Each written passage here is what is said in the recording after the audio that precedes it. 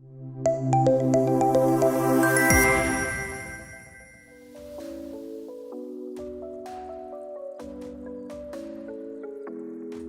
on to Industry Speech 4, Industry Speech 3, and the topic for this discussion and presentation is harnessing active learning techniques for success. And for the same, I would like to call upon Ujjwal Kandhari, DY Manager, Deputy Manager, Technology, DigitalEd, India. Can we all have a huge round of applause and let us all welcome him on stage. Yeah, I guess I'll still start the session. We're trying to figure out some technological challenges. So, I guess, my name is Ujjwal. I am from DigitalEd, as introduced. And again, I met most of you in our booth earlier. So, I just wanted to talk a little bit about active learning practices, right? So again, since the pandemic, we've heard a lot of these educational terms like flipped learning, active learning, blended learning, hybrid learning models, and these have become very prevalent nowadays. So, just to break it down, and again, everybody might have different definitions for these terms as well. For active, I would just want to define something as something that a student goes through which is just not reading. So there's some extra level of element involved. He is able to apply what he's learned. So now again, this is something that you have tried out inside the classroom as well, right? You see something important coming up, you just don't teach, you ask that as a question. So it creates that breakdown for a student to be able to remember that sort of thing, become something that becomes really important for him to now remember. So again, very important, but this sort of becomes difficult to do when student is not in front of you. And now, especially with technology, we've talked a lot about it. A lot of learning is actually taking place when a student is not inside the classroom. So I wanted to delve a little bit upon how can we actually harness active learning practices, but again, focusing more on when a student is not inside the classroom. So again, we at DigitalEd offer a STEM-centric platform where you can actually incorporate these active learning methods outside either the physical or the virtual classroom. Now, in most cases, and again, speaking to a lot of faculties, what we realize and education leaders, what we realize is instructors and education institutes are using some sort of delivery method to share content, right? This is the expansion of technology into the education system, which wasn't the case maybe a couple of years ago. That obviously is a great step, but still, majority of what is happening is you putting PDF content into a system that gives great access for student to, but you don't really get to understand whether they went through it or not. More importantly, student also is not very receptive to going over just static content. Because again, there is no active learning involved. This is student reading, not really learning. So when you want to incorporate something, what you would want to do inside the classroom, you'll be able to then incorporate these small learning breakdowns that give feedback to a student in the middle of learning. So you see anything that is important coming up, exactly like you would do inside a classroom. You're able to curate something for a student when he's outside as well. And now what this helps you with is this also becomes very personalized. Again, inside the class, you cannot cater to every student's needs. You'll always have one system that you'll try to find which suits almost all students. But outside the class, every student would want to handle things independently, right? Do what's best for them. So this is the sort of active learning technique that you'll be able to incorporate, which every student will be able to use the way they see fit. So again, just going through content and validating, me as a student is validating what I've just learned today. Maybe 30 seconds ago. So these are not questions that are meant for marks, but they still give you the feedback that you actually need and the student actually needs. Again, this is not just getting just instant feedback. You can also give the ability to provide detailed solution to a student, because it's not enough for me to know if I'm correct or incorrect. I should also know how to get to the correct solution as well. Now, in most cases, and especially with a lot of, we've seen a lot of people with integrated technology into their ecosystems. You have a lot of simulations and applications that you would share with students. Those are also great. We've seen a lot of faculties use resources like GeoGebra and PHET and other applications to share content with students. But those also become optional resources. You put a link to it through your LMS, Google Classroom, and most of the time what will happen is majority of our students will not go through it. And again, to make sure that they go through it, you have to create an intervention inside the class, and you don't have time to do so. So, what Mobius also allows you, sure, we do have some applications, you can bring in your own applications too. But, so, I as a student, I'll be able to go through the application right in the middle of the lesson itself. So, more than the application, what I want you to talk about is the delivery method for the same. So instead of just adding the application, now I'll be able to add questions on the working of the application too.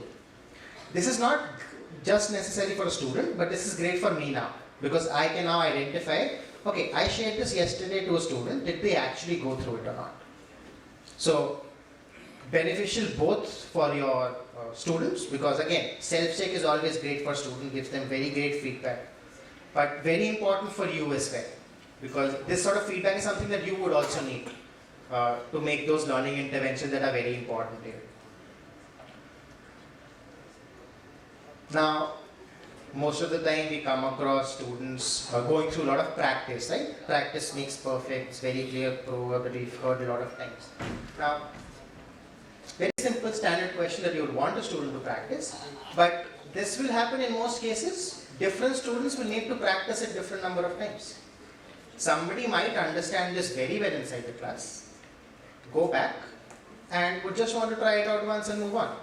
But somebody who did not understand this very well, maybe wasn't present in the class today, he will need to try it out multiple times. Now, how do you curate an experience for that learner, right? Or how do you curate one experience that suits both types of learners? So, with Mobius, you can create what we call randomized questions. So again, this is a question that's available to me. Obviously, I can get feedback. But more importantly, I see the answer, but now this is not enough, right? What do? I've seen the answer now. I click on try another, and you notice I get a different question. And I'll keep trying it out as much as I want to. Now, this is not me pulling questions from a question bank. Again, we have a very strong math engine in the inside the platform that allows me to create these sort of questions. And I've just shown you a very simple example of switching out values and numbers. You can basically do it for plots and images and for chemical expressions and a lot of other things as well. Now, one of the most big challenges that we've heard from education, like faculty especially when teaching STEM content online, or rather assessing STEM content online, everybody has an LMS. Most of the people have an LMS or Google Classroom or some system that they're using that does provide them with some assessment tools, right? And it is very clearly proven every faculty would want to take frequent assessments as well. And even after having a tool like this that allows you to do so, even still that is not in practice. Primarily because for STEM, the assessment needs are very different. You need more. MCQs and basic constructs are not enough. And Mobius caters to that as well. You want to ask a mathematical question, right? Allow student to enter it in symbolic mode. But more importantly, grading math, you need to understand it also. This is a very simple expression. A student can write this in so many ways. So that is not a job that you would need to worry about. Mobius handles both of them automatically. Allow a student to enter chemical expressions, chemical equations directly. Allow them to enter free body diagrams and get them graded. So these very complex constructs that you would normally deal with in STEM courses, those are also sort of things that now you'll be able to grade. So obviously great for your assessment, but also notice that these are questions that can be added as self-checks for students. So it's great for students as well. Right now, there is no middle ground, right? Either a student is getting some sort of self-validation in the middle of the class, or he has internal that comes up after a month and a half. So that check that you would want to curate in the middle, so that student has a clarity on where they are and what they need to improve on. That is something that you can definitely do with this, and more importantly with the concepts that you can bring in. Something even simpler, like you're teaching code to student. Sure, input code, get an answer. Also try and identify where there are errors in this code. And then provide him feedback on why he's wrong. So, does seem like a small thing, and maybe this is not a final assessment. Obviously, this is not a final assessment that you want. But when you're trying to prepare a student for the assignment, to get him to a stage where he's able to give a semester end exam, he needs to be prepared in a more curative way, right? He cannot just jump from inside class to a final semester end exam. And one of the most common questions that we do get asked when I'm actually presenting it to institutes is, STEM doesn't deal with final answer, right? STEM questions are always longer, and that is true in most cases. And we do provide you a facility for the same. Now, this is a question.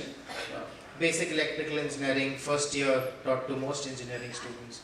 This has 7 steps. Now, if I just grade the final answer, if a student gets it incorrect, he just sees the complete solution. Again, what's the point? Because student needs to know where it is that they're making mistakes as well. And you get to do this. I answer it incorrectly, platform guides me through the question on a step-by-step basis. And this is the level of curation that you as an instructor now have control over. You identify what is important for a student to answer. You identify how descriptive and responsive you would want that to be. You could have asked student to enter equations themselves. Again, completely up to you. But that flexibility that you get and the control that you get becomes extremely important, because that's the same level of control that you have inside the classroom. But outside the classroom, that goes completely out of the window. So that is what we would want to bring in. And obviously, I get to the end of the question, I keep trying out multiple problems, see where the mistakes are. Now I can start over, and this time start over with a different problem. You'll notice the values in the circuit diagram will also change. As I mentioned, randomization is one of our strongest tools. So, definitely this allows you to do a lot. Primarily, as I mentioned beforehand, the only thing that we'd want to do, again, we're not talking about very advanced technological strategies or even educational pedagogical strategies. I think this was one point that came up in the previous session is, sure, you can talk about a lot of advancements that you can do, but one thing that's also very important for us to understand is it might be a very beneficial approach, but whether that approach is actually applicable in the current ecosystem as well, and how easy that is. So that's why, again, I haven't talked about a lot of detail in AI and so on.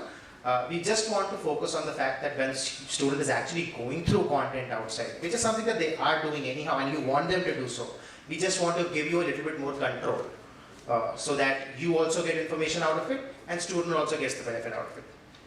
Yeah, so again, that's, I think my time's up. That's all from my end. If you guys have any questions or if you want to talk more about the product, we're just right outside. Feel free to reach out to us. Again, thank you so much for your time. Alright, I would request Mr. Ujjwal Kandhari, Deputy Manager Technology DigitalEd India, to please come on stage once again as we have your felicitation pending. I request Kumar Chandan sir to please felicitate. Can we all have a huge round of applause, please?